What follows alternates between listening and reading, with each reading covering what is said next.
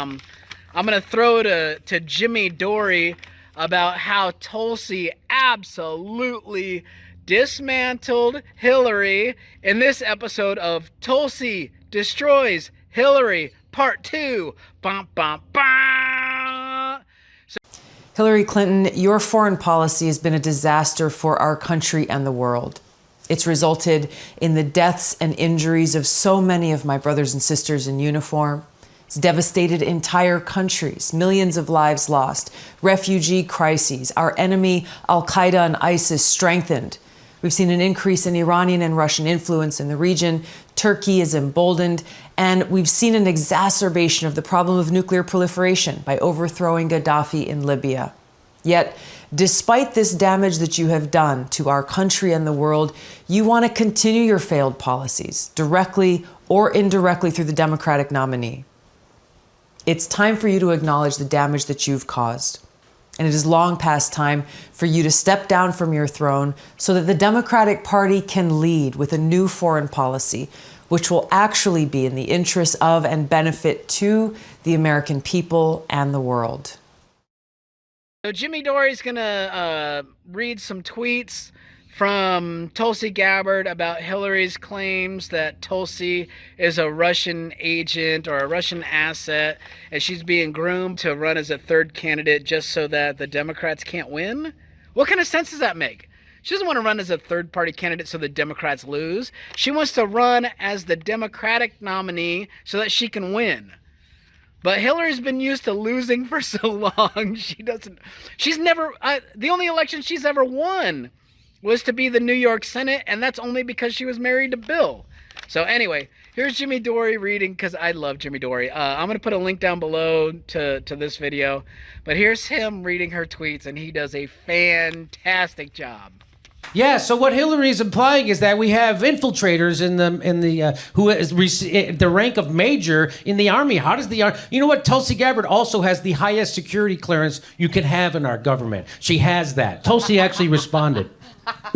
Tulsi said, "Did you see this?" She goes, "Great, thank you, Hillary Clinton. You, the queen of warmongers, embodiment of corruption, and the personification of the rot that has sickened the Democratic Party for so long, have finally come out from behind the curtain. Ah, someone's not holding their powder, I'll tell you that."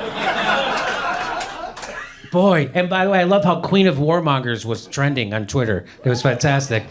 She goes, she says, from the day I announced my candidacy, there has been a concerted campaign to destroy my reputation. We wondered who was behind it and why, and now we know. It was always you, through your proxies and powerful allies in the corporate media and war machine, afraid of the threat that I pose. It's now clear that this primary is between you and me. Don't cowardly hide behind your proxies. Join the race directly.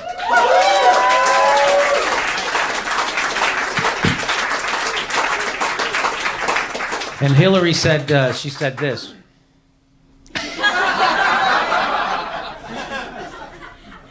Okay, there you go. Hey, I just want to remind Hillary, where were you in 2005? Because Tulsi was serving in that Iraq war that you voted for. You were hanging out with the Trumps. Whoa. Ooh. Just so you know. And somebody said, "Hey, Jimmy, don't attack Hillary like that. She may not be a soldier, but she saw action when those snipers she made up shot at her." Remember that? I honestly think that Hillary is going to give us our first female president ever. And too bad, Hillary, it's not you. You are going to single-handedly give Tulsi Gabbard the election. Thank you, because I'm voting for Tulsi. Either I'm going to vote for Tulsi or I'm going to vote for Trump. Those are the only two people I'm voting for. So whichever one's on the ballot, Tulsi's number one, Trump's number two. Then that's the way it is, because everybody else is a bunch of soft-headed, libtard idiots. I saw this interview. Tulsi Gabbard went on with Sean Hannity, and Hannity was kind of drilling her. I mean, Hannity obviously has a lot of respect for her, because you could tell it's kind of lighthearted. But he's trying to pin her down on giving a direct answer about Hunter Biden. And she's like, hey, Hannity, look, this is how classy this girl is.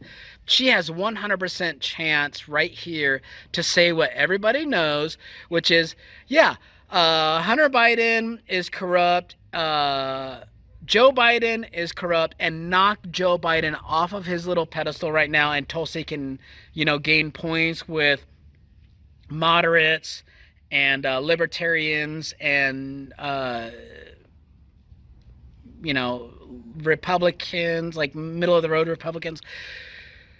But she doesn't. She stays classy, San Diego. I'm Ron Burgundy. You stay classy, San Diego.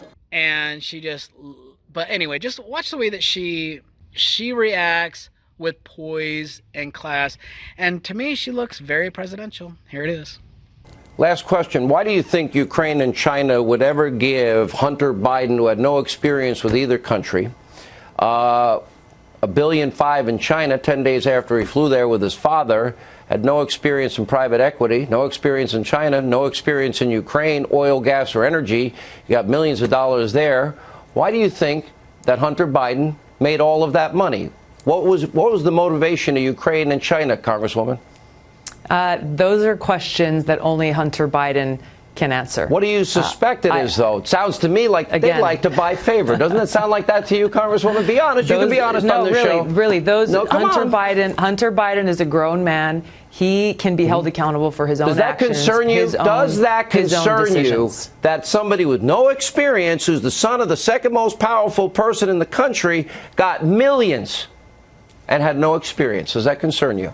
I think there are a lot of different examples where I'm not asking about different, Congresswoman, I'm not asking about different examples. Does that concern you? He got all of that money with no experience.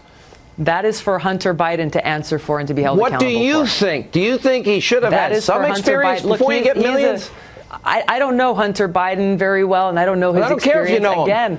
Again, I think that this is for him to answer for. That is for him to answer for and to be held accountable for. All right.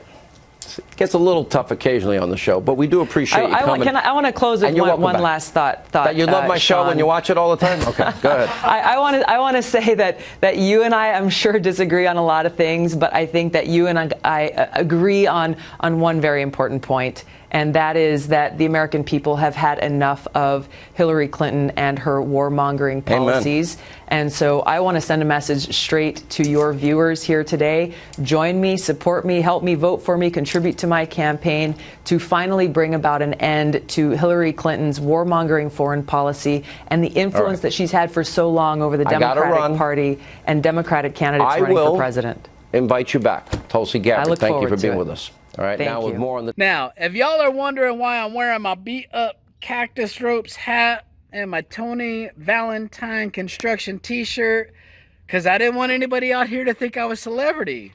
Because the last celebrity I know, like Gretchen Wilson, just got kicked out of a hotel.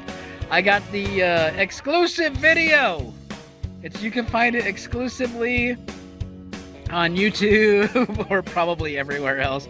But anyway, she's a redneck woman. She ain't no high-class broad. And that joke is like true to honest. Because listen to how this girl talks to the police. Now, this is a redneck woman. What the fuck happened to the Oregon Star? Are you thinking that You're injecting us because I don't know why you're they're making the decision. Yeah, but you're a law enforcement officer. You got your story fucking wrong here tonight. That has nothing I'm just telling you that. You're injecting the wrong fucking people from this hotel. It's not our decision. Well, then whose is it if you're the law? So wait, whose is it if you're the fucking law? What's the law if you don't get to make the decision? It's their property, man. You don't need a good reason why? They don't need a reason why. I'm asking if you need a reason why. No, yeah, we don't need a reason why. As long as they So want. you're just gonna believe them over any, you are. All over. You definitely are.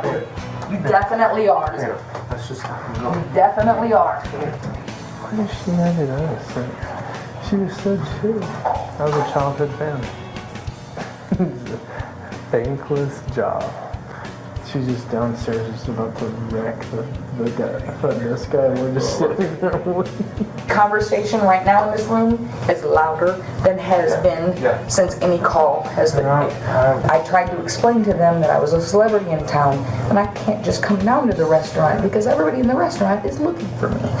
But they couldn't quite get that. I appreciate it. Thank you. And so then they called back and said, you can just order something, come and get it. And I was like, well, that's not easy for me either because I still will be seen. And then so I had my tour manager call the manager, the one who obviously just said it's okay, Colton. And earlier today, Colton was like, oh my gosh, no, we understand. You're a celebrity, you're here, we have to serve you room service. You can't obviously go down to the restaurant. But it was a big ordeal and obviously made a lot of people mad. And so I'm assuming that what's happening right now, is kind of a backlash from just trying to get breakfast. That's what I feel like. Yeah, but you're a law enforcement officer. Yes, and you got your story fucking wrong here tonight.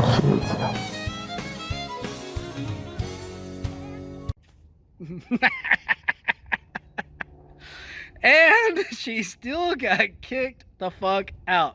She was like, I can't go downstairs. Everybody's looking for me. Really, Gretchen? Most of us couldn't pick you out of a lineup 12 years ago when you were popular. Nobody's going to pick you out of a lineup now. So anyway, that's what happened this week. I hope that you all had a wonderful week. I hope that you have a great weekend. Thank you all so much for watching, and I'll see you next time. Bye.